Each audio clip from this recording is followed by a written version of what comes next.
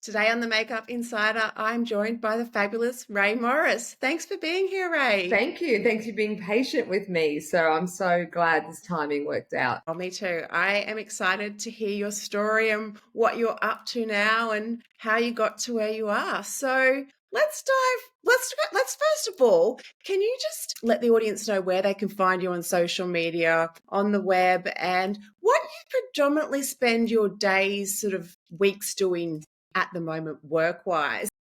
I feel like I'm a mum of like six children and all the kids are really different. It's like, so today I'm this person, but then I'm going to go to that person. But the first question is it's Rae Morris Makeup is my Instagram and it's Rae RAE. And I've just started TikTok because I don't know, it's still a bit overwhelming. I mean, the whole social media thing's been a big adjustment, but I've accepted it now. And then website, the easiest thing, raemorris.com. And no, I'm not the Rae Morris singer in London. We get each other's emails. So yeah, Rae Morris, and then everything kind of, you can find Instagram, YouTube, all that from that one place. Yeah. But to answer the other question, what do I spend my day doing? I have so many different jobs. That's what I love about this industry as a makeup artist. You can do so many things. But in a nutshell, I'd say 50% is the fashion editorial celebrity area. Mm-hmm. I do have, I reckon, a good 20 to 30% now. I work a lot in the medical industry. I'm not medically trained, I'm not a doctor, but I train and work with plastic surgeons and cosmetic surgeons, teaching them about beauty so they can use my tips surgically. So that's my favorite, one of my, because I Wow. learned so much. And the rest is designing, brushes, and education, because education's my favorite thing. So it's a very mixed bag. And then being a mum, and then, Mm-hmm. yeah, all that as well. Wow, that. I love the medical side of it. It's really We interesting. We can can talk a lot. we can chat more. Yeah, let's chat more about that one later. But how did you? I know you started as a hairdresser. Yeah, I was really Yes. young, really young. I was only 13 and my mum's a bodybuilder. Ah. So my mum worked in the local gym. So I spent my whole upbringing sitting in a gym and there was a salon. No, actually, that's not a lot. I was 11, sorry. I was Mm. 11 and I went and did what they call a tea and tidy, a Saturday morning job. Mm-hmm. And I was there for 2 years. And on my 13th birthday, my mum sent a happy 13th cake to the salon and the salon owner just died. It was like, you just turned 13. I thought you were so much older. So yeah, hairdressing is where it started. I started very young. I was finished my apprenticeship. I was finished at 17, fully qualified. So very young. Wow, 17 and you finished your apprenticeship. Yeah. Yeah, I think That's I was crazy. the youngest ever, ever. It was a 3-year apprenticeship then too. Like now it's obviously 4. And then I Mm-hmm. had my own salon just before I turned 18, which is a stupid idea. But I learned a lot, that's for sure. Mm-hmm. Mm-hmm. And was this in Queensland? Yeah, it was in Cleveland, in Brisbane, yeah. And In Brazil? the dream was to like have a salon. To be honest, I hated having a salon. I think because when you're a creative, I think you've got to have two minds when you run a business. And I was really young and Mm. to run staff a lot older than me. And I was all about the creativeness and learning and education and having people around me that they just worked to go out and party on the weekend was just hard for someone at my age to manage because I thought everyone was as motivated and as inspired as I was. And it was a 90% of, I think, owning a salon at that time for someone like me. It was just 90% trying to being emotionally trying to work out how to inspire people. And I think I hadn't lived enough of life yet to take that role on. So Yeah, it yeah. was really difficult. I didn't enjoy it at all. How long did you have the I salon? had it from I was 18 and then I had it for a good 5 or 6 years. The salon did really well. Like I had up to 18 staff. Oh, I wow. employed some hairdressers from London. We had Sassoon hairdressers work for me for a moment. Yeah, we had some really amazing people. And then eventually, what sort of shifted me, which now I look back and go, it was a blessing. I got really severe carpal tunnels in both my wrists from a really young age. So, yeah, by the time my first surgery, I was 11. And so, the time I was 18, I had both hands operated on so many times and I couldn't hold a hairdryer, a brush. Scissors just like ripped my wrists apart. So makeup was kind of, I used to like do the formal girls or do the occasional wedding. I mean, I was doing brides without any training. And then makeup was just a little bit easier on my hands. So that's kind of the first shift of where makeup kind of uh, came Mm-hmm. upon me, I suppose. And the rest, Mm-hmm. that's another crazy story. So when was this around? Was this the early 2000s? Yeah, so the year I was so 18 when I had a salon, and then Mm-hmm. it was kind of and because I was really good at afro hair as well. I was just really Ah. experienced in that area. And then so makeup was happening a little bit in the salons, which is such a great Mm-hmm. training. Now that I look back at doing, not your 15-year-old supermodels, like doing mums and daughters and anyone that came in, I would just do makeup on and would do our own little shoots. I had a great hairdresser who's still an amazing hairdresser, Carl Nelson, and he pulled out a camera and we did our own hair shoots in the salon. So I was doing makeup with all of us were just learning. And I think back then it was no filters and no lighting Mm. and just clients in the salon. So it's such great training. And then kind of fate happened when I was asked to accompany a Mauritian model, Australian girl, Mm-hmm. pageant in Istanbul. And I was there where the Naomi Campbell moment, which I always talk about, that it was 2 seconds of her life she's never remembered and never would remember. And it was also before the internet,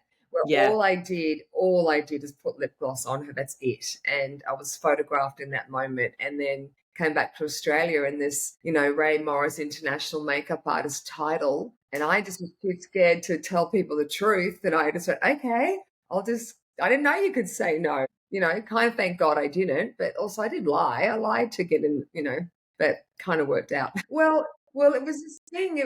Okay. So I've talked to a lot of creatives about this, and we all have similar Yeah. stories. It's like you get booked for these jobs that you're not ready for, but you go, the lie is, Mm-hmm. yep, I can do that. And you've never Okay. done it before, and you just Mm-hmm. work it out. So, but the difference I think Mm. I really feel with the creatives that I admire, really look up to still to this day, we turned up for the job. So I Mm-hmm. got booked as a makeup artist, and I'd never done makeup before in my life. Okay, I'll tell you the biggest way that ever. I'm so ashamed. But anyway, No, don't be. here we are. After I came back from Istanbul, I had a call from TAFE College to teach this makeup school course during the school holidays. I was in my young 20s. I modeled for a minute. So I thought I had a bit of an idea about makeup. And also my hairdressing training, we did a little bit of makeup, basic, a little bit.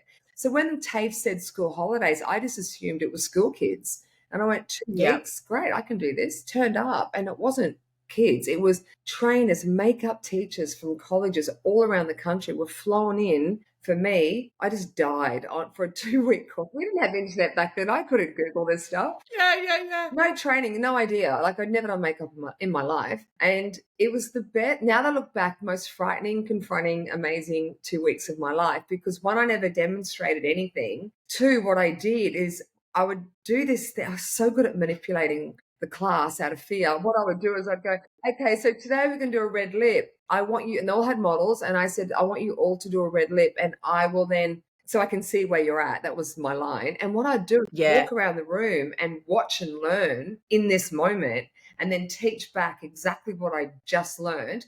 And then I'd get the best student teacher Ah, teach the class because they were teachers. And then I also lived with two drag queens at the time. So at night, yeah. amazing man, Richard D. Chazelle, who just deserves so much credit. I would ring him and go, right, I'm coming over, teach me eyelashes. So we'd spend the night learning how to do lashes, and I'd teach that the next day. To recover from that, I did see some of these students who are still my friends, like 10 years later after I did the course, and they both said to me, it was the best course they ever did because it was all hands-on. It wasn't just me teaching, and they got to see Yeah. how each other taught. So, they taught me makeup, and then again, cut forward, I was very blessed to be one of Richard Sharra's, the most iconic makeup artist ever, one of his last students. So that again was another piece of the puzzle that brings me to where I am now. Wow. So I can't imagine, like, were you terrified when you were Yes, teaching these people? yes. Oh my I gosh, you must have just been a ball of anxiety. Well, I am. I still am. This is the thing. I have so many people in this industry that talk about confidence and not having. I never have a day ever. I mean, I'm nearly 54 years old, and I don't know if Mm-hmm. this is a comforting thing or a non-comforting thing. Like, I'm still scared every job I do. Like, every job. I Mm. work with Jess Malboy, the nicest the most beautiful human you've ever met. Every time I do her makeup, in my head, I'm like, am I good enough? Is this going to be right? Can I do better? And it's that voice Mm. in my head which never goes. I don't know whether that pushes me. It's exhausting, but Yeah. yeah, it's just always that fear is always there. And maybe because I know that I don't know. Actually, now that I'm thinking about it, is it because that's how my career started? I'm not sure. Mm, Yeah, so it's just I think at the end of the day, how you get there is how you get there, and the story yeah, is for your sure. story, and it doesn't matter as long as you make up for it and you train and you become really good, and yeah. Yeah. So then you went on to be a student. What was the makeup artist's Richard name? Shara. That's it, Richard Sharrock. Sharah, Richard Shara. Richard Sharrock. So you went on to be his student. Mhm. Does that mean you assisted him or So, he taught so you look at formally? who he is in case people are a little bit unaware. I still Mhm. think he's the greatest makeup artist that ever walked until Pat McGrath Mhm. came along. So Mhm. he was David Bowie's makeup artist. He was Okay. iconic during the Ziggy Stardust era. So I've seen the Mhm. drawings of the original lightning bolt and the clown face. You can Google Richard Shara. There's famous photos of him with David Bowie. Mhm. Interesting thing about Richard, he's colorblind. He's passed away, by the way.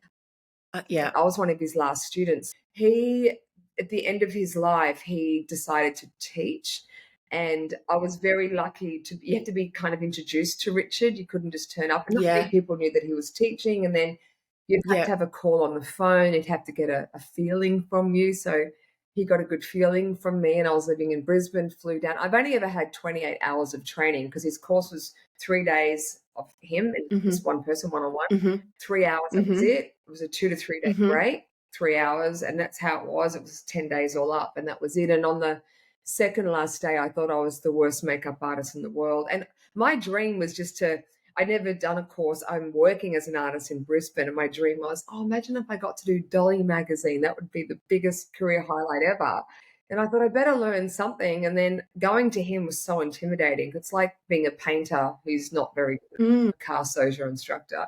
On the second last day, I remember saying, Richard, I feel like because I just felt so intimidated in a good way, but thinking I'd never be anything like him. I'm kidding myself. You don't even need to. I paid you. You don't even need to spend the last day with me. I've gotten so much out of you, Mhm. and because I just felt I was the worst student ever. Like I just felt I was disappointing him so much. And he said, "No, I hate saying this, but he said, you're one of the best students ever to walk through my doors. I want you to fly to Sydney and become my assistant." And I did within a week.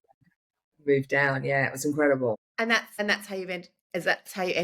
Yeah, that was it. It was that. If it wasn't that, I probably wouldn't have been game enough to come. Never thought I could Mhm. ever work even in Sydney. I'd never compare. That was Mhm. that thing, Interesting. Mhm. Mm. Here's a good thing. Here's a good thing because you know what? It stops you, but also you're too scared to say no. That's how it worked for me.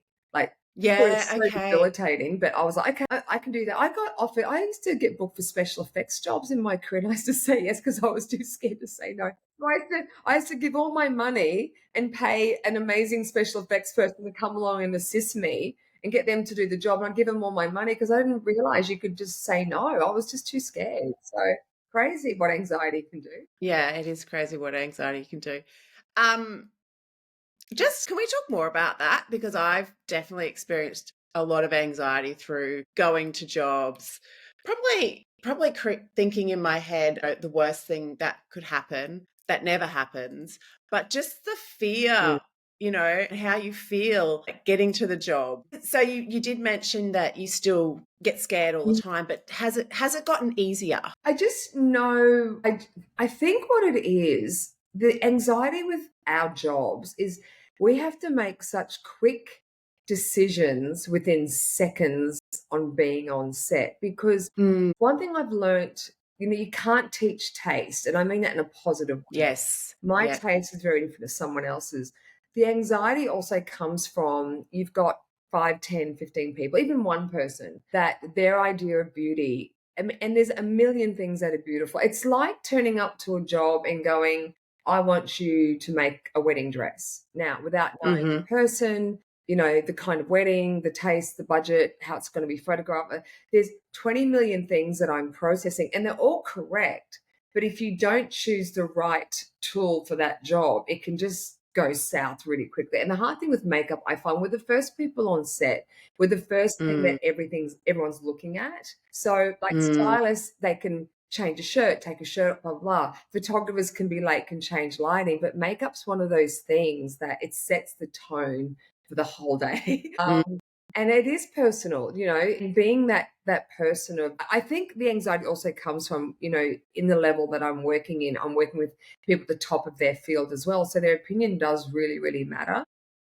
Mm. And I know for me, I'm in a complete panic until I get that moment when the model or the client goes, or the bride goes, that's really beautiful. And then I become the happiest person. Yeah.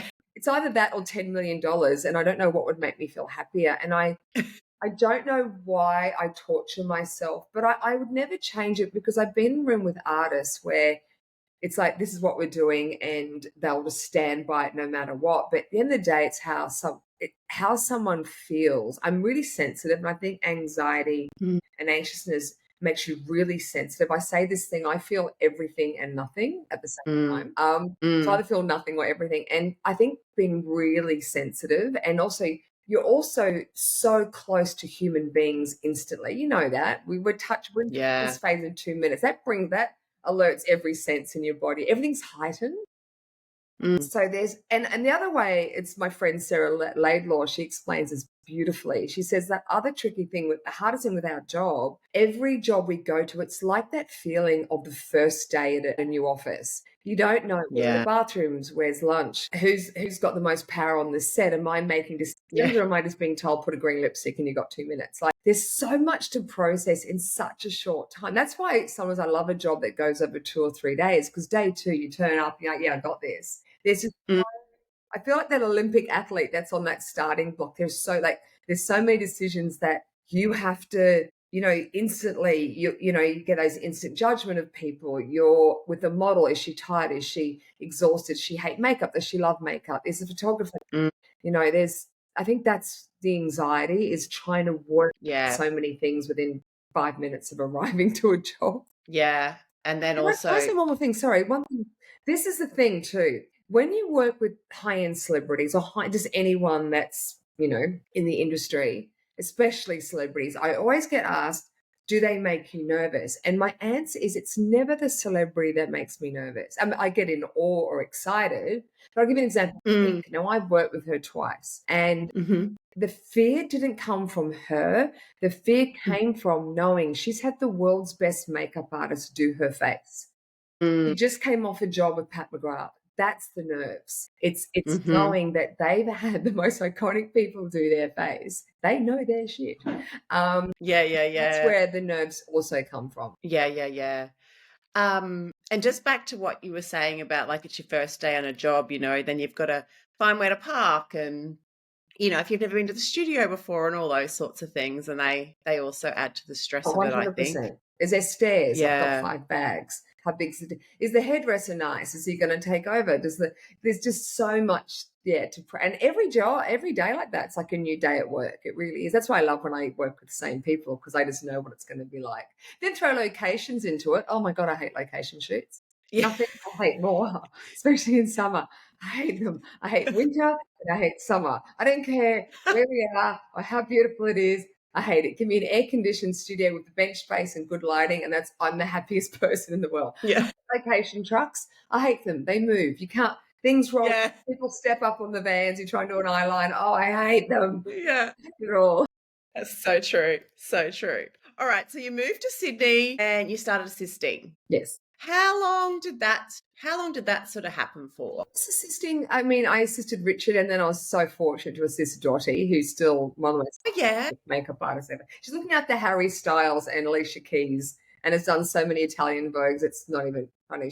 So I assisted her. I think that was on and off for about, I think it was a good 3 to 4 years, and I Mhm. think it's so essential in this industry. So yeah, I didn't assist as long as some other people did. I mean, it seems like a long time, but probably it was full time for a year to 2 years. And then during the other assisting years, I was starting to do my own thing on the side. But assisting is something that I just don't know how I would ever see, to do what I do without assisting. I just find it Yeah. essential. I really do. And I have never changed my mind on that. Yeah. And when you moved down to Sydney, were you doing hair as well, or you just sort of really laser focused in on makeup? Well, it's really funny you say that, because one thing I noticed, and one thing the agency I had at the time, I did notice this. that to get into it and to get working, if you need to earn money, which you have to when you come to a new city, is if you do Mm, hair and makeup, you get a lot more work. You do, mm, because a lot of clients don't want two people. But then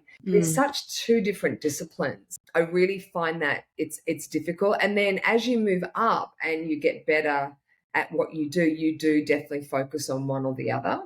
And then mhm, if you want to work in the celebrity world, I would say in the celebrity world, 50% of celebrities only want one person. I get that. To travel, mm, that's a lot more with two people.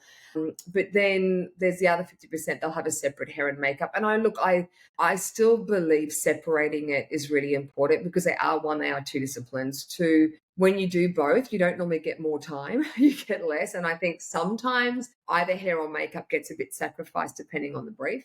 But to be really serious, I really still think, and this is just my personal opinion, to really succeed, you do choose one.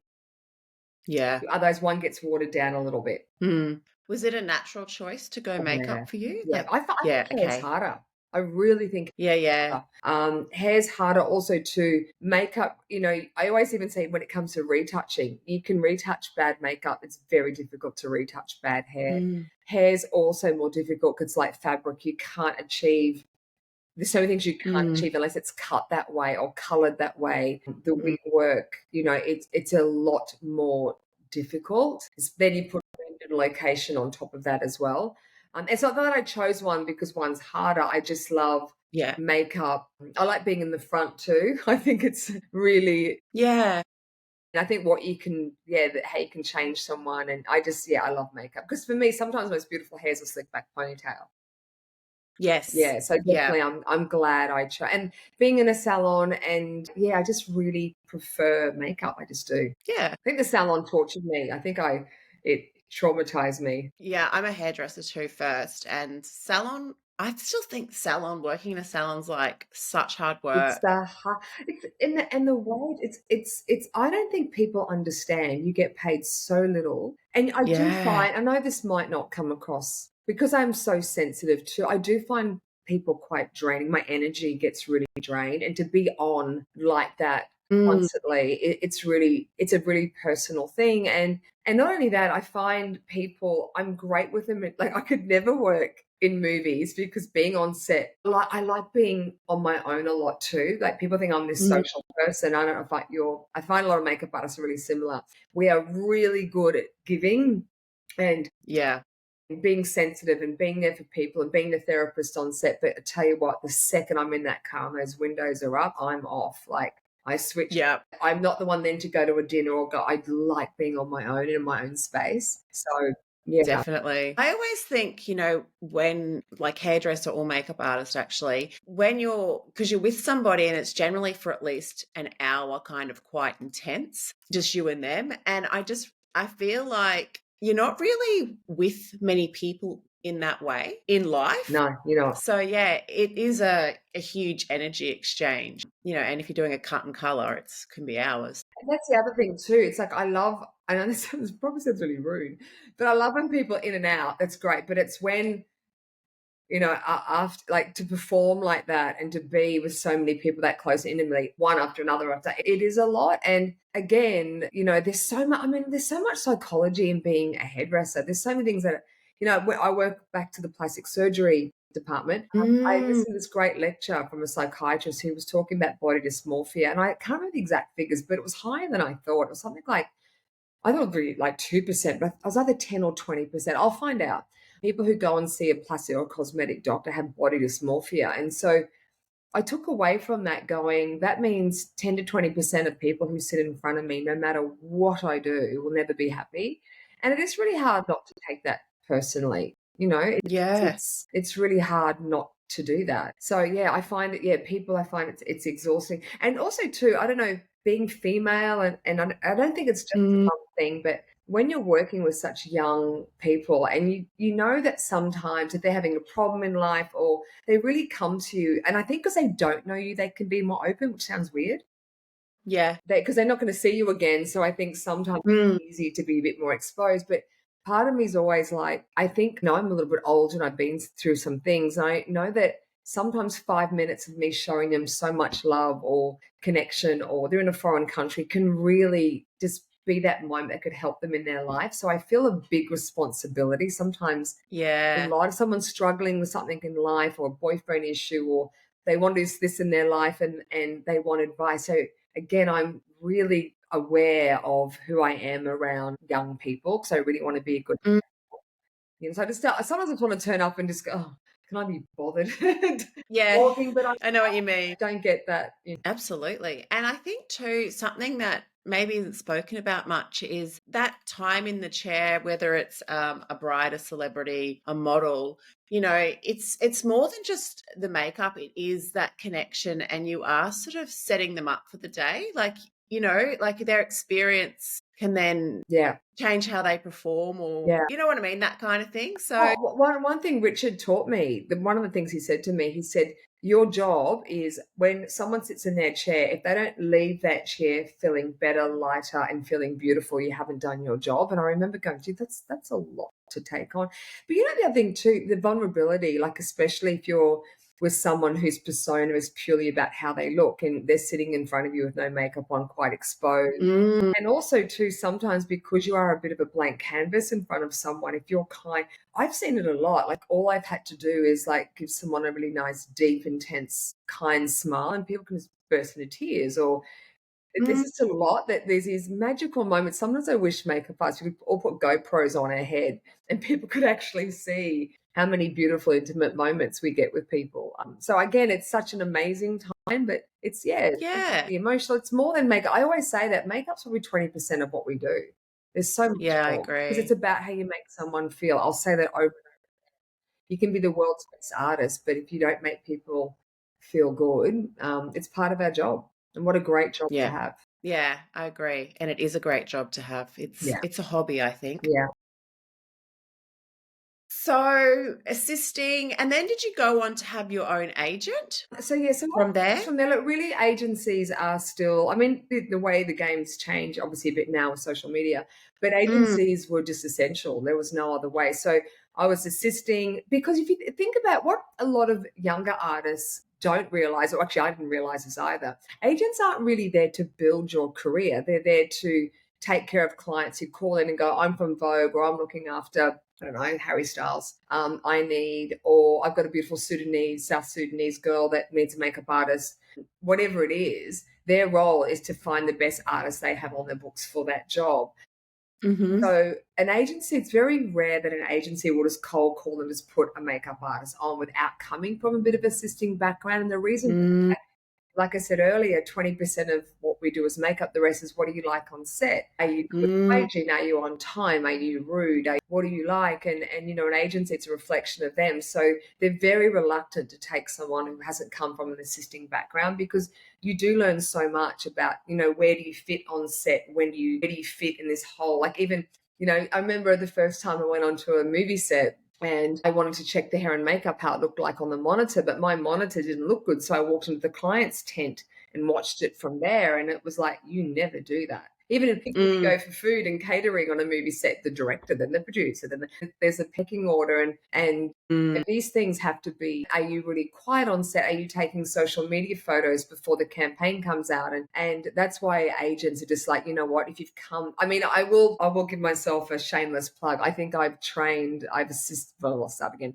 Some of the biggest names now in Australia have come through assisting me. It's not because I made them a better makeup artist. I know that I'm very good at teaching, and I'm very good about, there's so many other things than your social media page. It's how you are on set. So definitely agents have an important role. And I was lucky to have an agent without a portfolio. And sometimes that's the thing. An agency will put you on their books, because if they have, if like, for example, in my agency, I mean, I follow my own booker. So wherever my booker goes, I can't. Oh, okay. Yeah. And it's great, because like, if I'm not available and it's a job that it's my aesthetic, they'll give it to my assistant or someone that I'll recommend. So if someone's amazing on social media, I mean, I've seen this a lot. Like, there's incredible artists on social media, and I've seen Mm, this with my own eyes. They get booked, because of their following, to direct shows. I've seen it go horribly wrong, and it's not the artist's fault. They're just not used to directing a team of 20 artists when you've got like there's so much more than just being really Yeah. good. There's so many other things Yeah. to learn. Yeah. I'm so glad you touched on that because I sort of think once you get to a certain ability level, there's a lot of people who can do the same thing. Well, you know what I mean? Maybe not to your taste level, but it is more about who you are, what your personality is like, um, how you make people feel. So I'm so glad that you talked about that because that's something that I don't think anyone ever told me. Mm. And I think it's really, really important. And how you said about directing the shows, people might get booked to do this because of their following, but they've not actually had the experience and they don't know the whole process of how Yeah. it works. Yeah. And just So, letting it goes, there's two things that really, really changed my life in a very young part of my career. And I was really lucky to be a fly on the wall I wasn't on Pat McGrath's team, but a friend of mine worked for Dior in Paris. And I just assumed when Pat designed for a show, this is in the early days around the Egyptian show she did, it's my favorite show ever for Dior. And I just thought she just did a face and then here, John Galliano, what do you think? And he would go, yeah. And what I didn't understand is that, for example, I remember this moment of like 20 different looks, like probably 100, no, sorry, but 100 different looks were put forward to a show. And I remember the first thing, seeing the mood board of all these looks, even the one that was probably the worst one was still the best thing I'd ever seen in my entire life. And the interaction between her and John, it was like, I don't like that thing, but I like that. I'm not sure. And there was never a moment where Pat was, yeah, but you got to have that red lip because red lip, there was never any of that. And I was so fortunate to work with Eugene Solomon. And again, watching him, mm, I remember him doing this ponytail that took probably 4 hours. Another artist too, actually, both Muriel as another French hairdresser. And she was the same, 4 hours, did the most incredible ponytail from Paris, has done the biggest shows, comes to Australia. And on a job, the client was like, I don't like it. And there was not a moment of, yeah, but because this is happening because of trend, she went, okay, I'll change it. There was never a moment of yeah. ego. It was just let go. And that takes experience. Mm, There was that one. There was another one. I've just forgotten the second one, but it'll come back to me. But yeah, it was just those moments of, letting go of ego is a really important thing. And mm, yeah. Yeah. These are great I chats. remember, Thank you. it. So going back to how 20% of a job is makeup. So okay, I'll give you a perfect example. Marie Claire. So Marie Claire, Okay. let's say you're getting booked to do Marie Claire. And let's say Marie Claire goes to my agency and my agency has 50 makeup artists on their book and they're all the best of the best. Now, if you look at Marie Claire, it's beautiful, it's classic, there's nothing weird. And let's say you're getting booked for a cover and you have to fly to the Bahamas. Do you think Mm-hmm. Marie Claire is going to book the really cool, crazy artist that's a bit of a diva, best makeup artist you've ever seen, like can make my dad look like Kate Moss, like brilliant genius, who is, where's my driver? I'm only flying business class, blah, blah, blah. Or do you think Marie Claire's going to choose that really sweet, young, up and coming artist that does a beautiful red lip, who turns up, no ego, gets a job done? Oh, I don't like that red lip. Can you make it green? Yeah, sure, I will. Who they're going to choose? Because people forget in the editorial world that our rates are the same. Like you don't get Mm, paid more because you're better. You just get mm, that rate. So making the client's job easier and you're not the most important person on set at all. no. So that's really important. You can't, that takes time and as well. And that's a problem with the biggest problem with social media. There's so many good things as well. Is it's a very Yeah. self-focused thing. Me, my followers, my likes, and I get a little bit worried for the up and coming artists. Different to doing on if you want to become that social media person that just does their own face. And there's incredible artists out there, amazing. But if you want to work with other people and do editorial and work with celebs and work with models and high fashion and do that kind of thing, it's a very different mindset and you've got to get your head out of me. Like it's what you don't do Mm, that's really important. Like one of my favorite artists is Peter Phillips. And if you go back and look at his iconicness and what he's been able to do, but there's been shows, I never forget, I was showing his shows to a class of students and one of the big shows he did was no makeup. And I can hear them all going, oh, but I can do that. I can do that. I'm like, but no, but he chose to do that. He chose. So what you don't do is really powerful as well in this industry. And yeah, there's so much to learn. That's what I love about this. yeah. There's so much to learn and there's so many areas you can work in. Yeah. Yeah. Yeah. These are great chats. Thank you, Oh, Rae. pleasure. Loving it. What were we talking about? what you don't ego. Where were we up to? Oh, that's right. I was going to ask. So yeah, you were mentioning that you worked with Pat or worked. Did you work with Pat or you just saw it? I got to go Okay, on her show, but I didn't I got to have show. a Okay, visa, and they were cracking down on visas at the time. But I got to Linda okay, Contello and Kendall, yeah, okay, Alice cool. Kendrick, Richard Sharon. Yeah. Got to work with some iconic people. So done some overseas fashion weeks. Yes, did a few seasons. Not a lot because Okay. I started to do seasons getting on the teams. It was great. Had an agency in Paris, B agency, and then I got the role with L'Oreal, and that was great. It was awesome.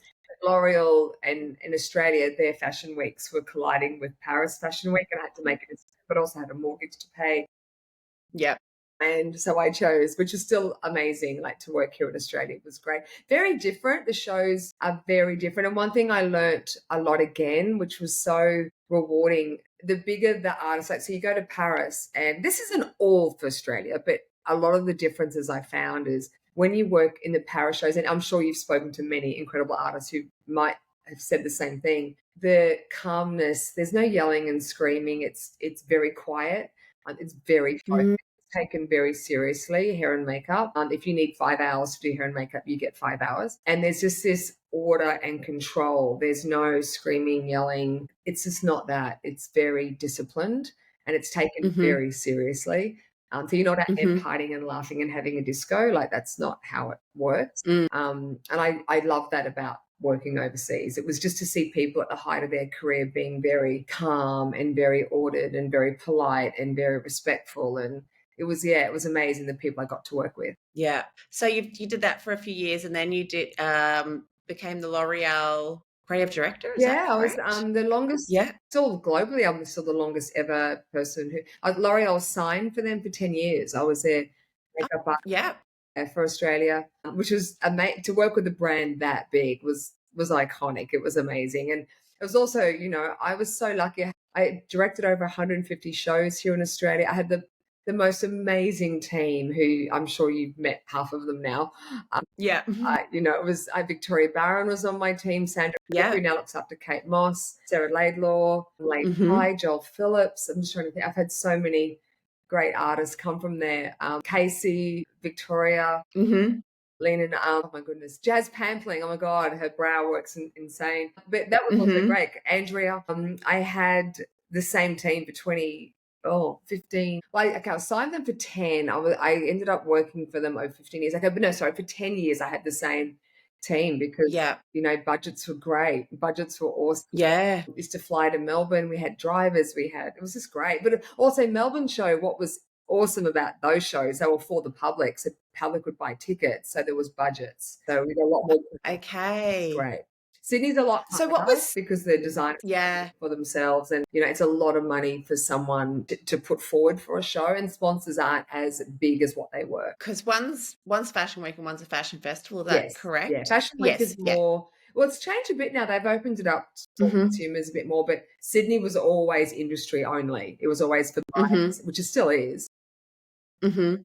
They do allow, I think, some public to some shows, where Melbourne's Mhm. purely public. And you watch it, and what you see you can buy. So it's great for brands because they need to sell clothes. So I thought it was really important because it's great to have these iconic shows that are, like especially in Paris and Milan, but you can't buy that stuff straight away. And it's great for inspiration to see what's coming. And they direct the world and what's happening a lot with hair and makeup.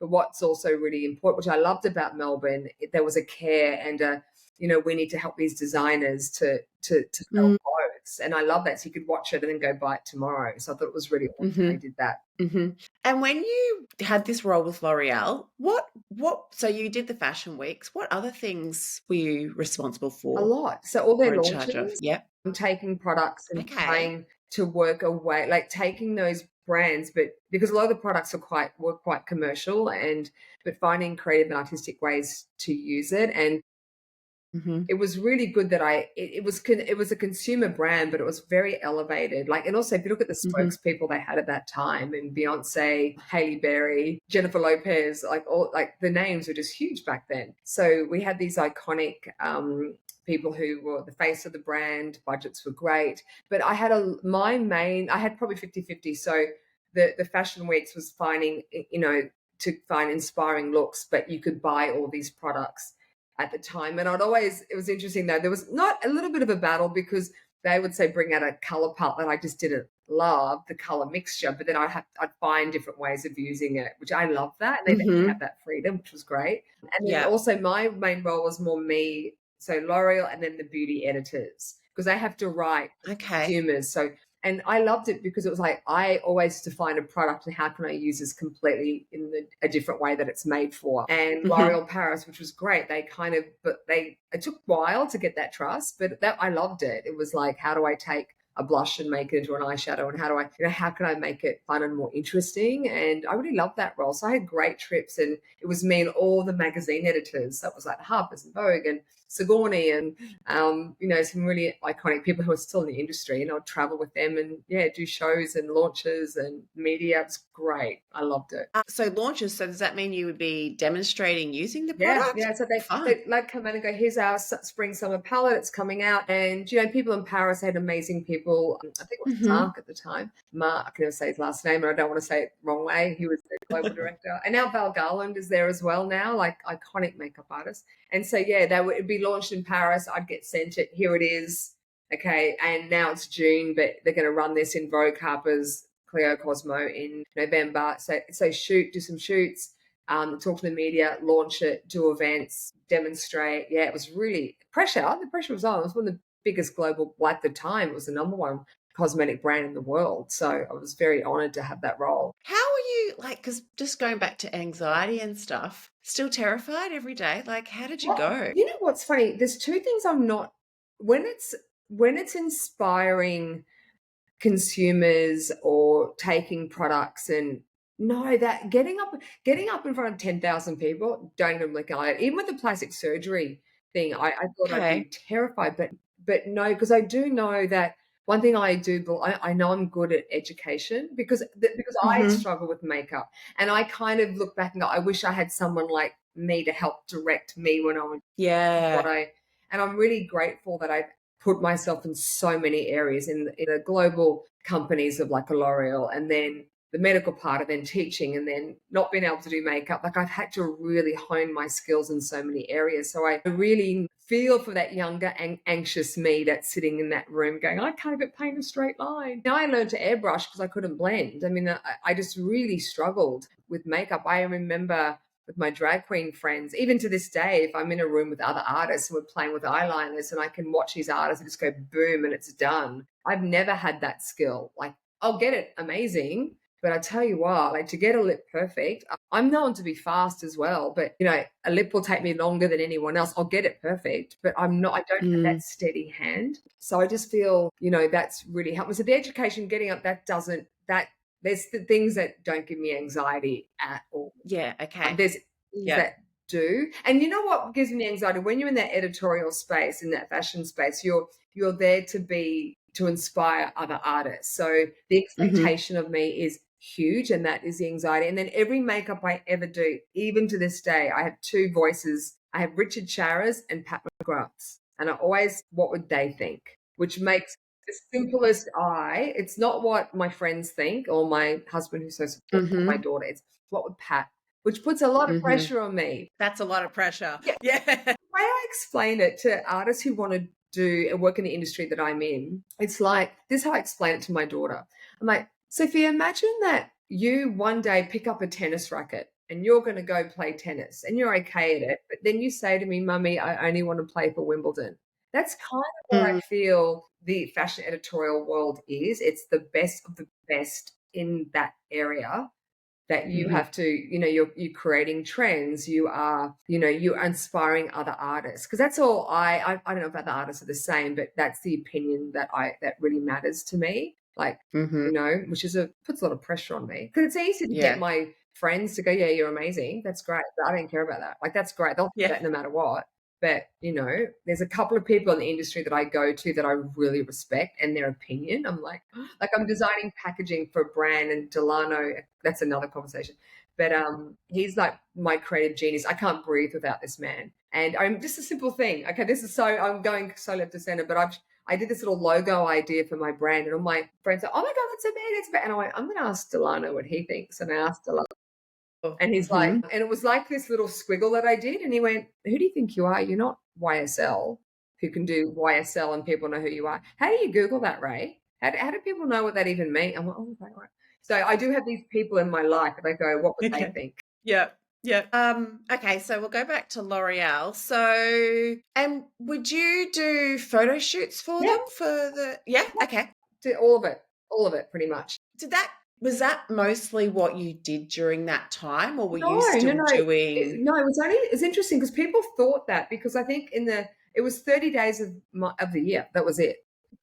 Because everything I did was fed through to magazines, blah blah blah. I got the biggest noise out of it. So Mm, I could spend, and then Fashion Week it was 30 days and then the 6 days of Fashion Festival, which I mean, I think I could be wrong, but I think I remember Mark Tucker, Mark said to me that that week, Fashion Week's Laura, they'd spend like 10 mil just on billboards and all the work that I'd done, or, in all the media, which is always me. I remember doing Fashion Week too. We used to have that fashion TV and MTV and all mm, magazines would line up, and for one show, every magazine would do a piece on it because Laura's had the budget to do it. So people assumed it was full time. It wasn't. It was 30 days. The only downside, which wasn't a downside, but it does stop you getting a lot of the work because people assumed I was full time with L'Oreal. That was a big yeah. deal.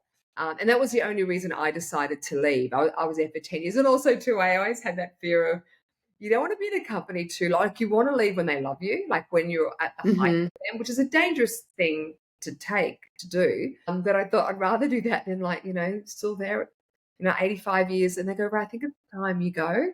So I thought I'm gonna leave, and it was the hardest conversation. Still to this day, it was a really difficult conversation because they were so good to me. I was really blessed to be there, and it was humbling as well because you don't have the power and the say. And that's one thing you think you're going into these brands, go, I'm going to rebel. No, you've still got to really stick to what does that brand stand for. And it was something I do remember Eugene Solomon saying. He was talking about when he does the shows, and I think about this, what's the creative process look like? And he said, well, a Prada woman is very different to a Yohji Yamamoto woman. And a Yohji is Mm, very different to a Gucci woman. And so when you're working for that brand, you've got to immerse yourself within that brand. And that's what I think a lot of younger artists, I try and teach them. If they're coming on a job with me, I want you to really look at who's shooting it, who the client is. One of the biggest mistakes I made too, I've told Eddie Ming this story so many times. When I first started, Eddie Ming's this really cool, not too much makeup, all about the cool girl look. I was mhm, like a lot of mhm, hair and makeup, just likes the girl to be who they are. And I mhm. just came out of Richard Shara course of contouring and like put everything on the face you possibly can. David Bowie, Ziggy Stardust. I've just come from that training, and I didn't research Eddie Ming, and I never forget this. I did not do a job with him. It was Rush magazine. It was one of the Oyster magazine. I never forget this. Oh, And yeah. literally, I was sent home. It was that bad because I turned up and did every lash, contour, brow. I think I triple braided, put nails on you, and he just looked at me and went, and I remember what he did. He turned the model around and shot the back of the head. And it was completely my fault because it's like I was trying to do the Ray show, and you've really got Mm, to look at who that photographer is. If the photographer loves makeup, or if there's a photographer that only shoots black and white, don't turn up and try and get him to shoot color. It's really mm, interesting. You've really got to get into the mind of the photographer and who's shooting it and the client, and be inspirational, of course, but still remember what's their age bracket, who's like really go down that path of, and I do that a lot. I do so much research. I don't care what brand. I had the other day I was shooting for this awesome, it was at Moss and Spy, and I saw the mhm. last campaign, thought, what would I do different? And I turned up with mood boards, and the client was like, no one's ever done this before. No, I do it on every job. Mm, Got a bucket of references because I don't, if I turn up and go, I really think we should do this glossy, shiny skin. And they're like, yeah, but our age bracket's this. Does that work? So being mm, inspirational, but within what that brand is. Like my brand, like I'm yeah, Japanese. I'm not Japanese. The brand's Japanese. It's all about minimalism. So I'm never going to look like a Charlotte Tilbury in brand. She's very like yeah. loud, and that's who she is. And so that's Mm. interesting too, understanding what a brand stands for before you even walk in that doors. Research is really important. And when you say you create the mood boards, do you do old school cutting out magazines, or is it On a there oh, for a okay. job coming up. Okay, so you cut it all. Yeah, that's awesome. So it's not like it's not, Sorry, I'm just going to go off a sec. it's all right. I do a lot. I mean, I do the printed version, but I've also kept that one on my Mm. wall because I love it so much. But I'm old Mm-hmm. school, so I print it. I've got this local printer who's really affordable. Yeah. Bucks for like a pile that big, and I love the old school, print. And I even put them on Yeah. the wall. And sometimes if I'm a little bit, so they're really good for. I say this to. I still do it now. So if I'm shooting, say, a fashion story again, what's fashion? Like if you look at a lot of the fashion magazines, if you look at Harper's and Vogue, and if you look at what a lot of editors, okay, I'm doing 10 conversations at once. So I think too, editorially, people get a bit confused where, Mm. again, who are you doing editorial for? If you're doing editorial for Vogue or Harper's, it's a lot of it's very clean. Like a lot of the most Mm. high fashion jobs that we do is literally no makeup. It's more about the girl. Like it's not about makeup. So, if you want to do high fashion editorial, I'm going to tell you about 50% of what you do is minimal no makeup. That's what it is. Mm.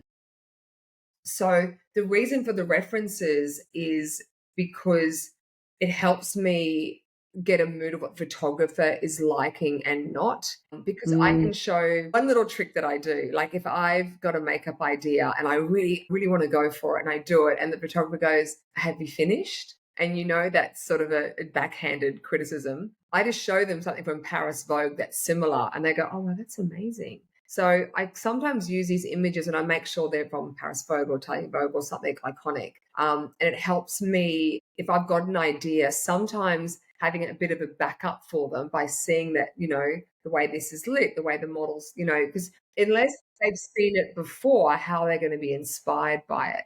If that makes Mm-hmm. sense. So I do mood boards and they're really good for clients as well, because when you say, do you like a smoky eye? There's 100 different smoky eyes, and Yeah. trying to make that decision is really hard. And the other great Yeah. tip I do is I get clients, whether it's models or shoots or whatever, to send me their mood boards because I need to get inside their Yeah. head to see what they love. Mm-hmm. Yeah. Mm-hmm. Let's put some lip balm on. When Sorry, you're my lips are so dry.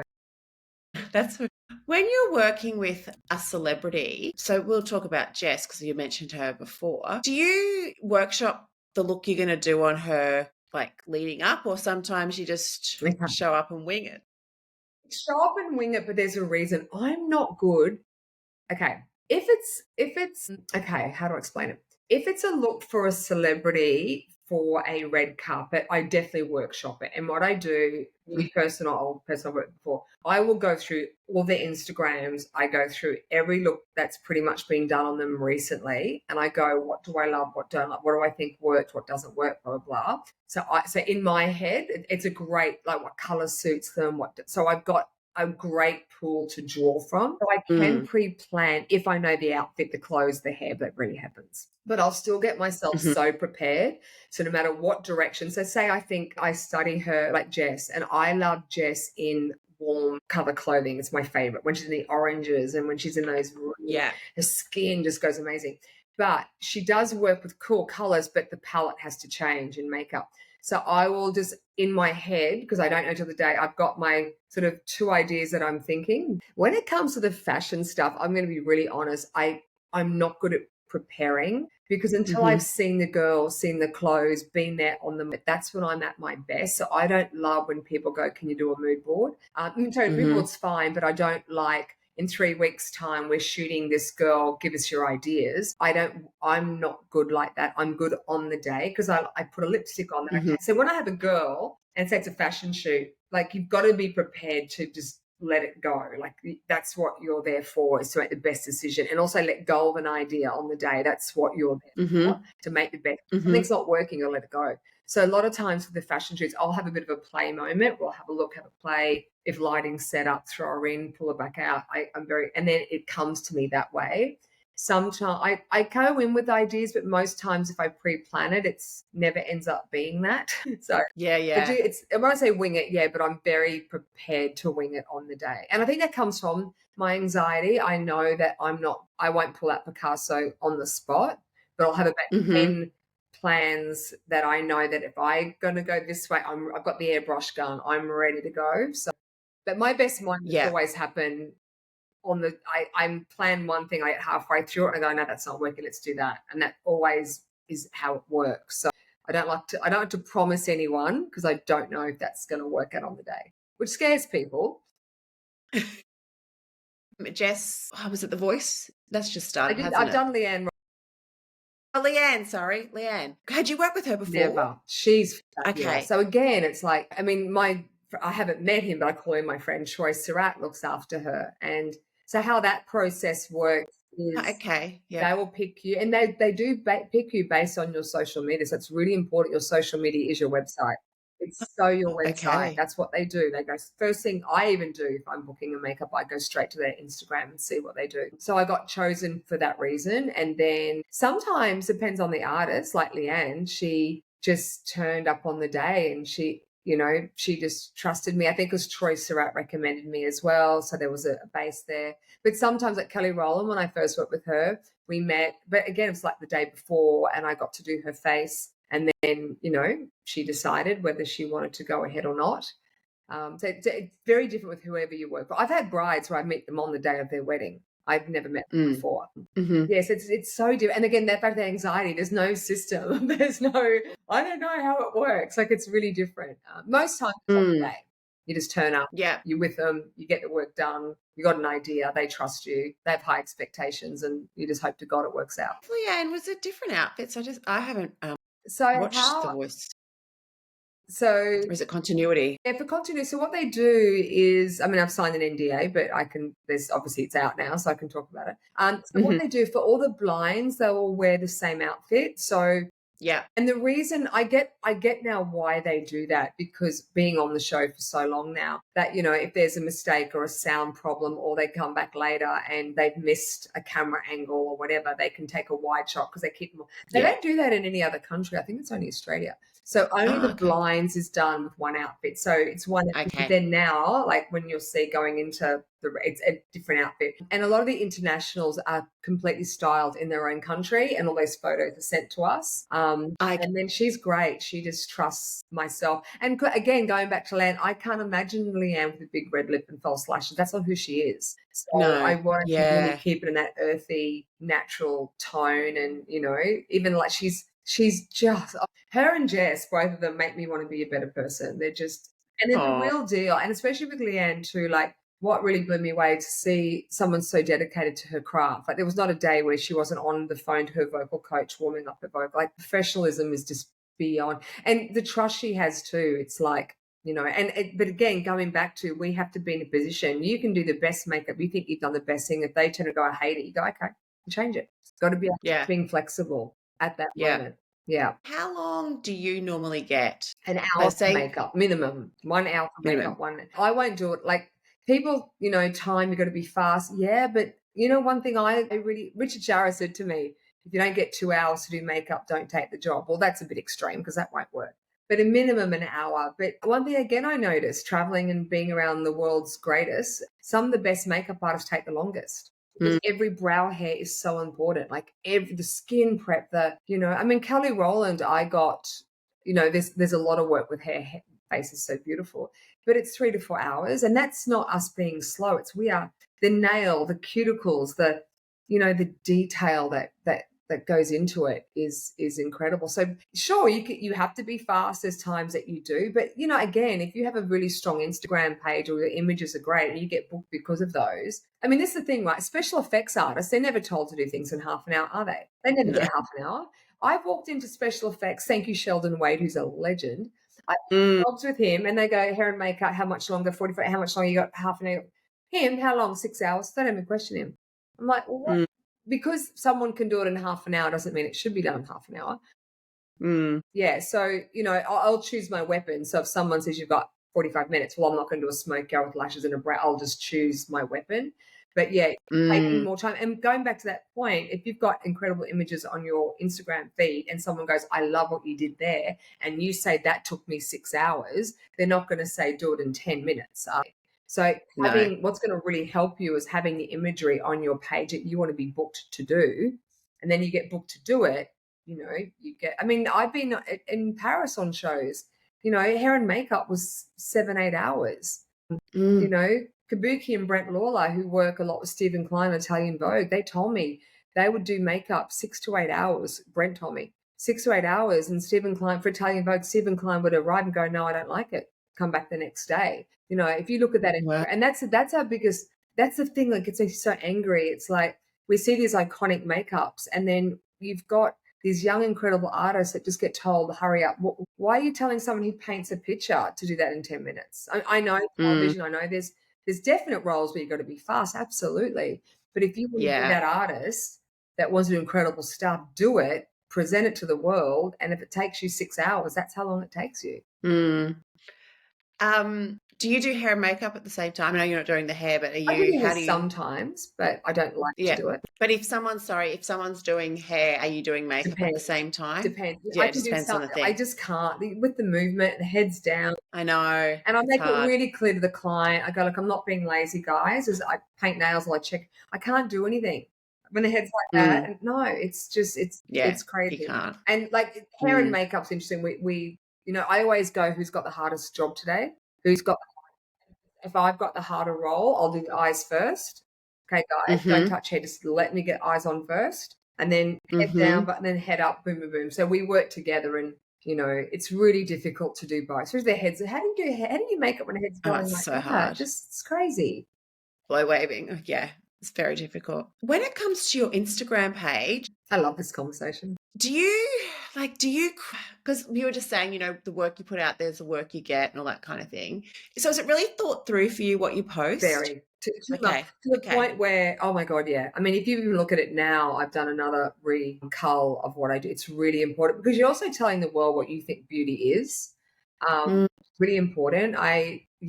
What picture sits next to what picture, and the decisions I make, and it's really important, especially to show people you're working with, that you understand position, lighting, cropping, composition, because as an artist, you've Mm. got to think about that too. Just to throw and don't throw everything you do on the page. You don't want to be everything to everyone. And yeah, elevation's really important. Like, you know, the way you just crop a picture can completely make it look like Yeah, a okay. newspaper article to Paris Vogue.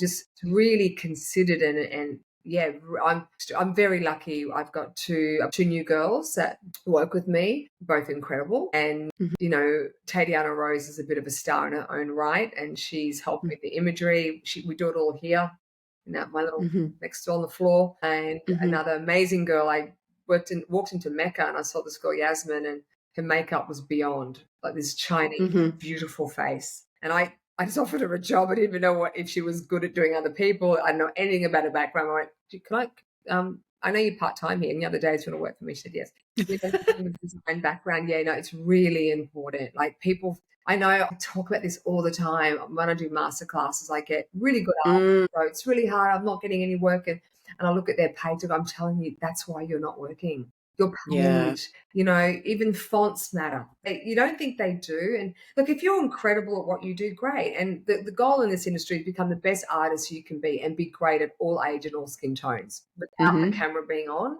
Be amazing. Yeah. Be really precise. If I want to book someone or get someone on my team, I look at eyebrow points, and I look Mm. um not I don't look at how good that smoky. I look at proportions and if they thought about the face as a whole. And also look at their Mm. Instagram page, because I know this is crazy, but if I've got the choice of 50 people and I've got the same makeup on every page on the same model, but I know this sounds weird, but say the model's doing this and her nails aren't beautifully, perfectly polished. Mm. You didn't even do the nails, not your job, or the shirt's really wrinkled. It just Mm. shows that you don't care about Yeah. everything in that image. And I say this a lot. It's more powerful if you have a page of 100 makeups, Mhm. pull that off, put two of the best ones you've ever done, and maybe put an image of the most beautiful flower you've ever seen. Or you know what I love? This is just me personally. I love when you show skin with no makeup on. It's the most beautiful skin you've ever seen. And this is interesting, but how I look at it, I think there's more power in having someone any age, whether they're 15 or 50 or 80, have the most incredible skin with the most natural brow, no makeup on, and photographed in this beautiful natural light. That speaks more to me than having a technical makeup that looks good, because when I see that incredible skin, I get two schools of thought. I get some people go, yeah, but there's no makeup, Ray. What is that doing? No, what it tells me that you know what beautiful skin looks like.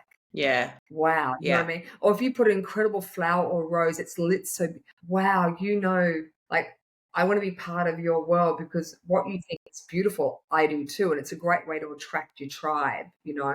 Mm. It's really powerful to put incredible, yeah, even still life, give your page room, treat it like a magazine. Because makeup, there is so many makeup artists and you are competing with Yeah. different pages. And sometimes with makeups, what am I looking at? There's so much going on, even little things in the background. If I see a kitchen and a plate and a fork, I get angry. I'm like, Mm. can just consider it a little bit more, because if you want to work at this level, everything is considered. Everything. It shows your taste levels, Yeah, yeah. which Important. took me a long time to learn, Yeah, actually.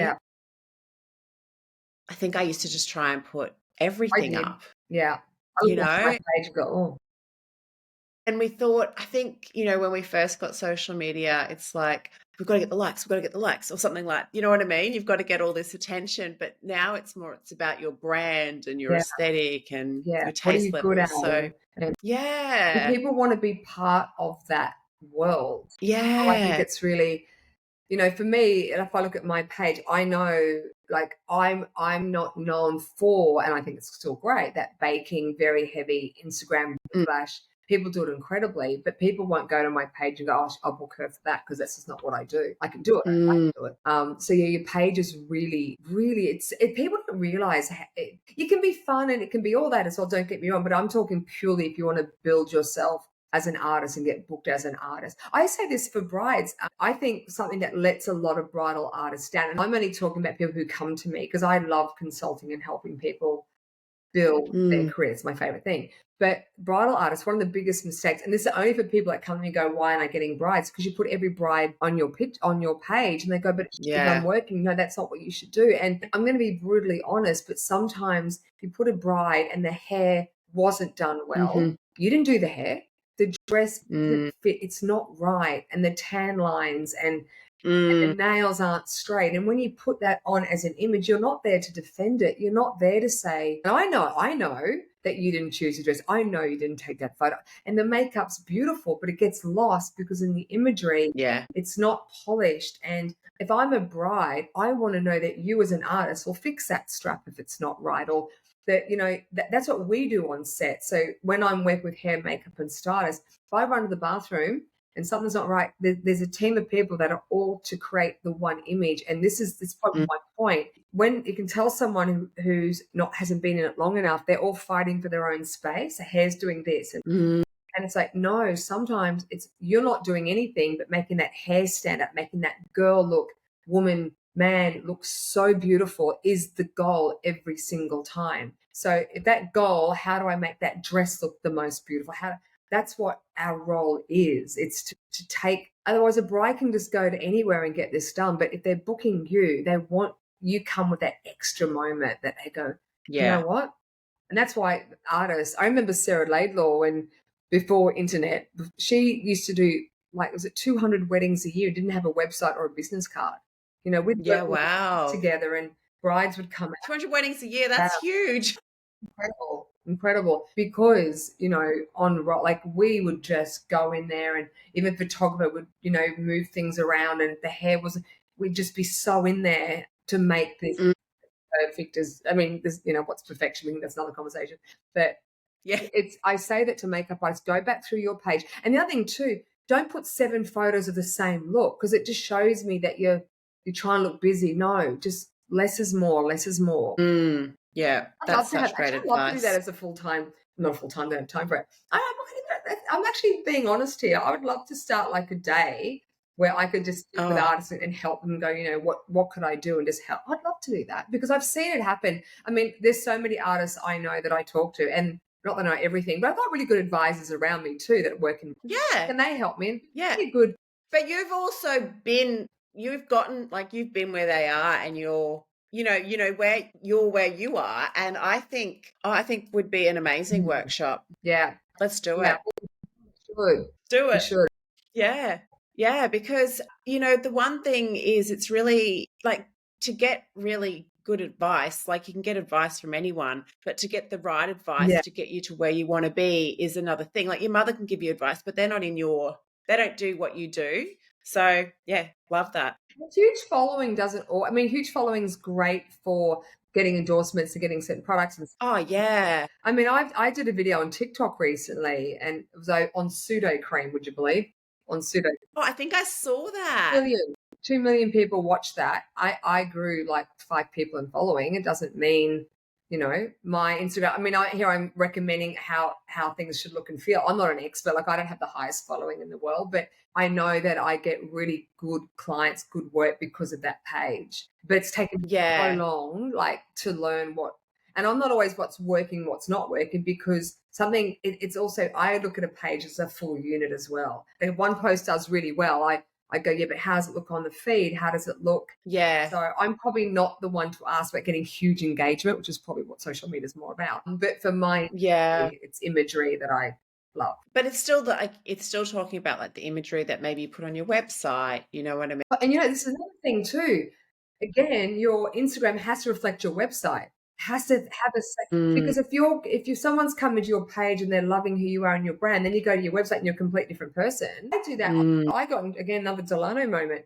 I love really dark imagery. Like, I love Paolo Reversi, I love Yoji Yamamoto and Comme des Garçons. Like, that's what I love. And a lot of it's really dark. And I started to go a bit dark. If you look back in my page a bit earlier on, there's a lot of darkness. And Delano said, Rae, your website's not dark. Sure, that's where you want to go, but that's not your branding. Like, oh, didn't think of that. So that was a really interesting thing. But people do not as many people in the makeup world go to websites. They're there for booking. I get that, but not social. Instagram's where they'll go first. So I think it's important to have that reflect your website. And that's when people are going to go and check hair and makeup before they even go to your website. That's been proven. Yeah. Agencies say that all the time. Yeah. That website's kind of a bit of a last stop. They'll go to social first. Yeah, because it's so easy, isn't it, to pick up your phone and just do the scroll on someone's page. It's just so easy to see. Might be a dog bark right now. It's my husband's about to walk in the driveway. Might happen, might not, might happen. Anyway. Can we talk quickly about... There we go. 1 second, I'm just going to turn the heater off. I'm trying to turn the heater on. No worries. No worries. About 3 seconds. Can we... That's okay. Locking the door now. What sort of dog is it? 2 caboodles. Cute. What are their names? Soa. And Soa's named after my brush maker's grandson. It's a Japanese name. Bobby is the other one because my daughter wanted a dog on the TV show called Bobby Waffles. So Bobby was... Yeah. Is it 11:15? You need to go in about... I was text and it's been moved to 11:30, so I can go to 11:25. Oh, okay. I was going to say 11:15. All right. I'm just thinking about what else, because we haven't really talked about your brushes, which I'd love to talk about as well. Remember, we can always do part 2. Yeah. Okay. Maybe we should do that because we've talked about a lot of great things. So tell me about how you... Well, first of all, tell me how long have you had the brushes for now? They've been out for a while. Yeah, the first concept, we looked at this recently. 2010 is when the idea came, and then we started to do, went through dates of drawings and when we saw people. And 2011 is kind of when we started to build prototypes. But it was like 2000, actually, I don't know what year it actually launched, but I know that I started working on it 2011, I think probably 2012, 13 when it first came out. And then the Japanese version, I think it's been about 5 years, but the collaboration, it's just come out this year. So I'd say it's a good, it feels like a long time, but a good 12 years when the whole magnet thing came up. In 2010, Japan came, I think I've been working with the Japanese now for 7 years, 8 years I've been with the family, I call them. Yeah. And what inspired? The magnets was, again, function. I'm obsessed with luggage and organization. I think most make like depotting. Look how huge that is. Yes. And magnets were just something, I mean, it's mainly from coming from fashion shows, like not like brushes just being thrown and not being able to sit up, and traveling. I'd get to Paris and my canister would turn over and all the brushes would be just screwed. Also, trying to find a brush in a canister. You got 400. I'll show you that. You got say a canister like that, and you're looking at 300 brushes from that angle. How do I find what I need? I said, it would be great just to get brushes, throw them, they just stood up. So I couldn't believe no one else thought of it, to be honest. And we were going to, I went down this rabbit hole about brush making. Always knew Japan did the best, what I still believe are the best brushes in the world. The tsunami had hit around that time. So that was not good. That was round 2. So we found a Korean brush maker. We started the first range, and then I started doing some research. So I was going down this rabbit hole, and I found there was one man left alive. He's the only Japanese master of craft left alive in the world. There's masters still. There's about 30 in Kimono Town, but there's only one Mm-hmm. master of craft left alive who can make a brush that's sitting behind me. Called a Mm-hmm. Tempio Ude brush, which takes 30 years to learn to make it. And the role of someone who Wow. makes that brush is they make brushes for the emperor. It's Okay. really interesting. And he's the only man left alive in the world. And I said to my husband, I'm going to go and see him. And he's like, you've got to be kidding me. So I did and went a few times. And then it was because there was confusion. It was a translation issue because he's in Kimono Town. And I went there with my husband and he thought I wanted makeup brushes. And I'm like, no, calligraphy brushes, 60 steps, 50 to 60 steps to make a calligraphy brush. No, because they blend better and there's a difference and blah, blah.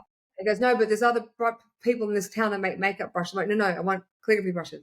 So that's where the translation happened. And then it was like trip 2 or 3 where I had my daughter who was 2 at the Mm-hmm. time. Mm-hmm. His grandson is also 2 or 3, happened to be there. And there was this instant attraction between the kids. And it was just this moment of, there was a family moment where I think as family both fell in love with each other because he's got a beautiful daughter and son, Ayumi and Seiji, and kids. And it was so great because there was no English and no Japanese. And we just sort of hung out for a few days. And I just think this relationship started. And I think where it really happened is it was more his son as well. Were like, calligraphy writing is a dying craft. Not a dying craft, but it's not many people write anymore. Kids are on keyboards. And so it was like, because you want to keep this exact tradition, it'd be a beautiful way to keep this alive. And I went, let's do it. And that's how it happened. Mm-hmm. And so you've got your travel brushes as well too, don't you? So this is my favorite, but then Yes. my most proud moment, is this one. The reason for the size of it, again, it comes down to me not having a steady hand. And yeah, it was a aha moment when I was teaching in a class and I had Mm-hmm. young nervous boy and it was eyeliner day and he was on a model student and his hands were Mm-hmm. just like that. And I'm like, this is really dangerous. And I know myself, I don't have a steady hand. And my daughter at the time was drawing with crayons. And I watched her draw and I watched kids draw and they hold a crayon from the back when they write. Yeah, That's how okay. kids draw. There's a Yeah, reason yeah. for it because this part of the wrist gives a lot of power and stability. And I thought, what about if I just cut all my old brushes to the exact same length as a Crayola? And within a moment, seeing a whole class, I just teared up, holding that same kid with a brush, holding it like that, stability. And I went, I'm going to make them all this length. So there's a reason they are shorter than normal. And it's for that reason. It's like holding it with 2 hands. You get this. Yeah, And yeah. also you can put your elbow on a table and you can also get closer to a mirror. I wear glasses. So having these really long things just knock everything over. So, and also them Mm. upside down. So that actually won a good design award. I love how it's really simple and clean. And then when you travel with them, like it's just so easy to set up. Imagine how long it takes to put things up. And Mm. I say this with any brush, if you do the good soap and water and you wash them properly and do all that, if you've got an old one that's kind of a bit old, just cut it open. So many of them contain mold because Ah, it gets into this hair that sits in here. So hanging them upside down is a really important thing as well. But there's so many things okay. I can't say me anymore, but getting the magnet, getting the balance right, getting the hairs. We've got this pasted hair that's vegan fiber that has a cuticle. So if you're a hairdresser, I've been able to choose how open or closed the cuticle is on the fiber. Okay. So they work Yep. as well as natural hair. So very proud of this one. Hmm. So are they all vegan now, your brushes, or Every just one of selected them. one? Oh, okay. And it's something that is probably one of my most proudest moments because vegan hair, I just don't love them as an artist, and I'll be brutally honest. They're great for lip As in, brushes, vegan hair, yeah, synthetic hairs, great for yeah. liner, great for brushes, great for lip liner, anything you want to Mm, put wet products on. They're horrible with powders. yeah, And okay. some claim that they're good. I don't believe that. And the reason because they've got no porosity or I call it the Yeah. home cuticle. If some of them pick up, there's a lot of staticness with it too. But what happens Mm, with vegan or synthetic, most of them are just straight plastic, but they pick yeah. up product, but they also dump it. So there's no Yeah. control. And Yeah. I'm going to have to flash this on. This is my highlight of my whole life, this collaboration. But what's It's really beautiful. great is I've been able to mimic goat hair, blue squirrel hair, the synthetic fiber, blah, blah, blah, into brushes. So it works as like natural hair. And I was really Okay. excited because PETA, the World Organization for Animals, they did a story on me, and I really believe and I really hope all other brush companies follow suit. And I know there's people out there that prefer natural hair and they get told animal cruelty free. And I don't care about the backlash. It's not true. We were Yeah. told that as well. And animal cruelty is not what people, and where it really changed for me, it's like, well, that's great because I claim that with my other brushes, which I love. And there was these rules that we went through that we only could use the byproduct or the part of the animal, the blue squirrel tail, that they don't use things. And I went, great, I need to film this process because I've got to be so transparent. And I think you should be in this industry. And I wasn't allowed to film. And this is before I worked with Japan, by the way, it's before this. And I was allowed to. And then when I got to Japan, I said, can you show me the process? And they did. And I went, this is not animal. And where that line works, where they milk it, and it's not fair for the brush people out there that have brands because they got told what I got told. And we got told that blue squirrels get shaved and they get put to sleep, which I was told. I even saw a squirrel farm. Complete bonkers, that they get sedated and they get put to sleep and they get shaved like sheep. Absolute lie. That's not what happens. They do get killed. Where the non-cruelty thing happens is they get killed instantly. Like they don't get the hairs plucked out while they're alive, which is Okay. where they get it's cruelty free is the animal's killed instantly. Which is, sure, people might be okay with that. And look, you can still make your own decision, but I'm like, why are we saying it's cruelty free? We are killing an animal to some animals purely just to use the hair. They don't use any other part, just for their hair to put makeup on our face. It's like, this is horrendous. And I've never really come out, and I don't want to slam any other brands, whatever, who use that term, because I was shown evidence. I was shown these mock-up videos. I was taught the same thing. I'm like, you know what I can do though is let's make a hair that artists will love as much as, because there was nothing on the market at the time. And it's a patent fiber and they make wigs out of it. Now, the only catch with it is it's more expensive than blue squirrel. So it's not cheap. So that's the hard bit for me for marketing. It's been like, well, if it's synthetic, why is it cheaper? Because it's more expensive to have this hair, unfortunately. Yeah, but this is the reason I'm most proud of it is because Master Yoshiki Matsu, he has done brushes for artists and calligraphy artists, and Yoshiki brush, but he's never designed or collaborated with an artist in his life. And if you go to his house, he's made brushes for the world's most famous calligraphy artists. I didn't know this. When a calligraphy artist paints, traditionally, they're only allowed to dip that brush once into the ink to create the whole image. So he has to design a brush. Yeah, his brush designs, that's why he's called the brush god in Japan. He has to design a brush if the artist wants black ink to go watery, watery to go black, black the whole way through.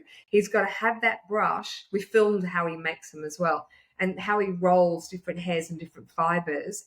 My goodness, it's just beyond. Thank goodness he's teaching his son. His son is taking over. Yeah. Again, 30 years of training. So for him and me to sit and also too, one thing I don't love about a lot of Westerners who take things from the East, they claim it as theirs. No, he asked me to collaborate with him in Japan, which for me as a Westerner is such a huge honor. So this is only meant to be for Japan. He wanted to do it just for Japan as a special thing for him. And I asked him, would it be possible I could get some? And he did send me some. That's why it's a limited release. So that's my most proud. Is that released? It's released. So we've done the first drop. We've just got a final, very small, tiny drop left. Once that's gone, it's gone. Some of these shapes, some of them I'll be moving into my existing range, but some of them will just be exclusively for Japan because that's the agreement I had with Master Yoshiki. Yeah, we've got both our names on there. So amazing. Yeah, that's a big honor for me. Are you in Mecca? Yeah, in Australia. Yes. Yeah. Amazing. And that's, again, they're incredible. They're just such an incredible entity to be a part of. And what I love about them is when you travel overseas, so many of the big department stores look up to Mecca. Like you forget being in Australia how big Mecca is globally. It's iconic to so many incredible department stores that we think are amazing. Really? Mecca's the best in the world. Yeah, absolutely. Oh, that's awesome. I didn't know Yeah. that. Wow, that's great. Can we have a quick chat about like favorite products Yeah. that you're loving at the moment? I prepared. Amazing. Short Love this. buttons, definitely for control. Absolutely. Okay, so I'm going to do them really quick and randomly. These are my Yeah. favorites at the moment. I'm obsessed with Violet's lip balm. It's a blurring balm. It's so, I love it. It's like that blurred French. I'm just going to stick it on my mouth now. It's my personal one. Yeah. My kit. Like I love the blurriness and the hydration of it. Yeah. Second, they do give a blur too, don't they? That's quite yeah. That one, just try it. And the colors are really beautiful. So that's my personal obsession. I've got some weird things here. This is my absolute obsession. And this man, I met him, Nicholas, from Allied Skin. This sunscreen, now it's not in Australia yet, but for all beautiful black models, or it's a clear sunscreen, 50 plus. Oh, wow. Allies of Skin you can buy in Mecca, but you can't buy a sunscreen because we're different TGA or whatever. But under makeup, it doesn't peel. And I was working with beautiful South Sudanese girls the other day for Harper's, and I just got this out, and they went, thank you for putting sunscreen on me. I went, of course. And oh my God, what is that? So I don't do paid sponsorships, by the way, everything's from the heart, but that is Allies of Skin, the sunscreen for like darker skin tones. Okay. Body, I'm obsessed with Effect to tan someone. Oh yeah, it's a temporary tan. So it's just the best color on all skin tones. I used it on Nat Bassingthwaite last night. Even someone as pale as me, normally then the color's wrong because I've got no undertone. Amazing. Elle, I'm gonna call you here. Elle, can you do one that's not shimmery as well? Just letting you know, I would personally love that. This shimmer's incredible though. The shimmer really evens out skin tone. Incredible. Okay. And is that just come in one color? Yeah, one color that I know. Look, I just bought it. I went and got it. I like to support brands. People think I get spent all this stuff, and I'm like, I like to support. And then the L's amazing. I'm not sure. There might be another. It's called medium. So maybe there is. Okay, medium, cool. But it's amazing. Yeah.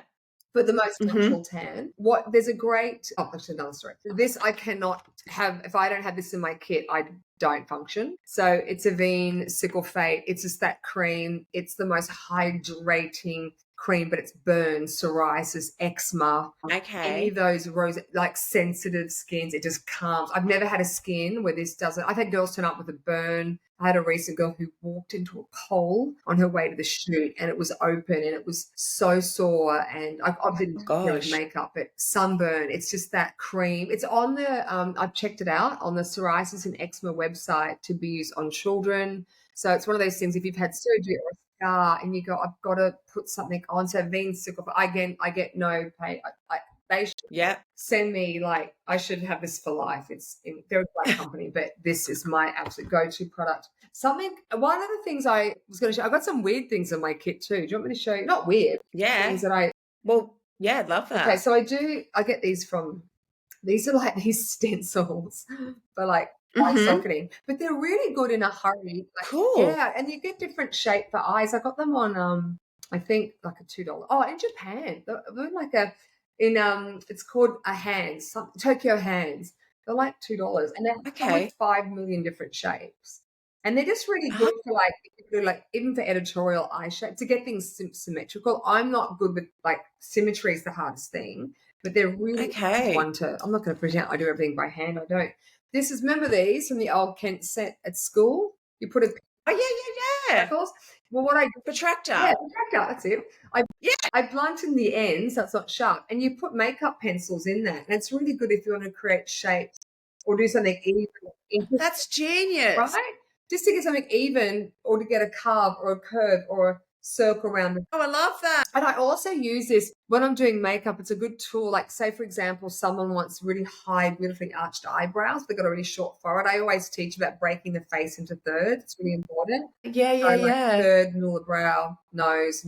Yeah. And if one of those areas are shorter or wider, it does change how I do makeup. Now, most artists do this instinctively, but I also have to teach it. So, like, for example, you have a tiny forehead, but you're wide. A high brow is going to make this wider and this shorter. So it's how I use that to teach as well. And then one thing that I just, probably the most important thing I'd put, it's Duroderm, and it's recommended by Dr. Natasha Cook, a lot of the big dermatologists. It's a silicone sheet, which if you had Yeah. scars, but it's a thin one. And Duroderm is, I still think, every dermo I speak to say it's one of the best. Pharmacy, one Mm-hmm. sheet. And they're different skin tones as well, by the way. If someone cuts themselves or has an open wound, it just holds it together, and the way it helps and heals scars is amazing. So I have that for emergencies. And really important, every color skin tone band-aid in your kit.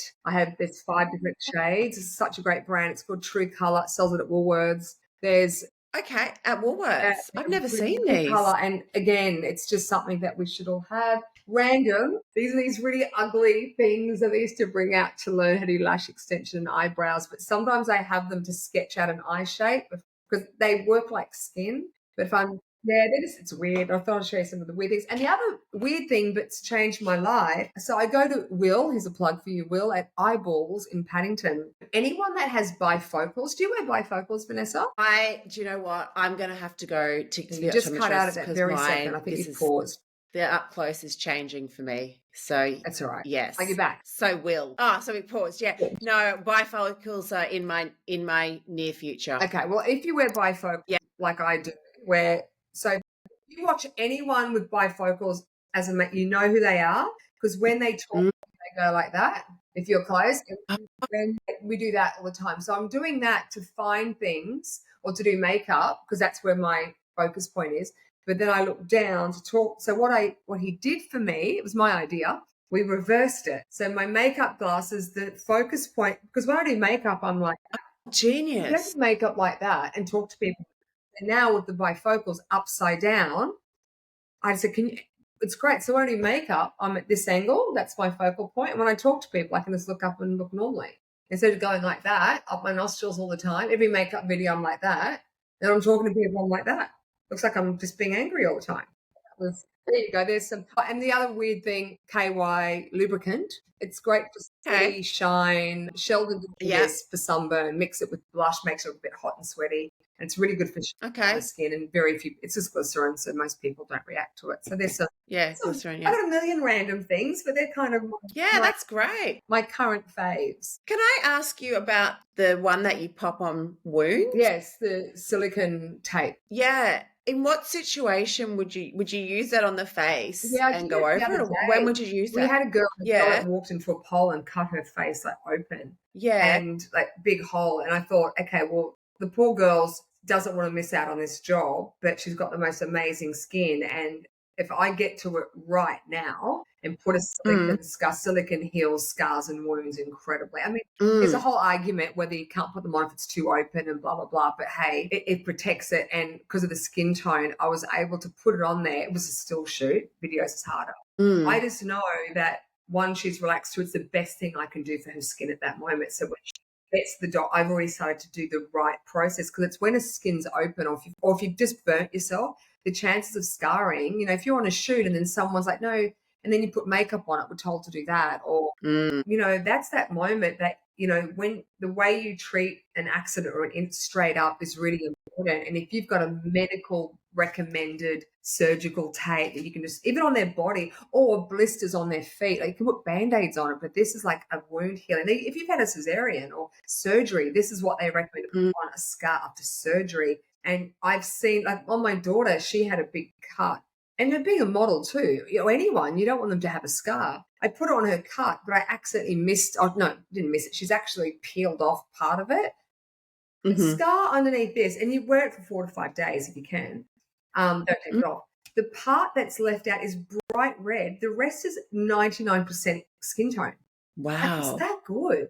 So really good thing, just, against taking care of someone. It's like, oh, you've got to what do I do? I'm not a trained professional. It's not, you can't ring an ambulance for someone cutting their face or whatever. Most doctors will just, put a bit of tape or say, go home and toughen up. Where if you can get that silicone tape on there, really. I mean, there's gels as well, but they don't work. I mean, gel's the other thing that you can do. But also, it's just nice. you're protecting that skin. If you can retouch it out, Mm, great. I did use this on a moving image, but luckily this was close to her skin tone. You can get in other skin tones, and I cut it really small, and on video you can't even see it. But you know what? It would have been harder to try and cover a little yeah, wound the that you redness. can't cover, and I don't want to be putting makeup in an open wound. So Yeah, it's a really for good thing to sure. have. Yeah. Earlier on, you mentioned that you had, is it you've got two girls working for you? Is that two Yeah, assistants? both. I've got them part-time.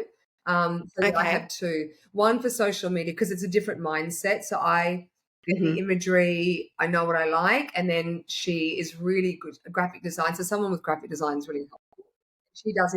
She's an artist and she's amazing. And she just creates beautiful imagery for me. But I really feel like, that's the air I want to focus as a creative. That's my strength and that's my lane. And social media is such another world. Mm, I'll still spend, like, even today, even as I'm being here, there's lights, the phone's going. She'll have 10 different versions and crops, and she'll go, I love this. What do you think about that?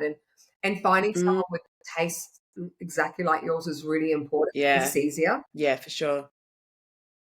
Yeah, so she does that for me, and they're both amazing artists. So if I have a job on set, they come with me on that. But I have one person, but I broke up over to two because I think as artists too, because they are both artists, I want to support their careers. And I Yeah, had an amazing girl before as well, but she was my big kick is helping people go and become who they need to become.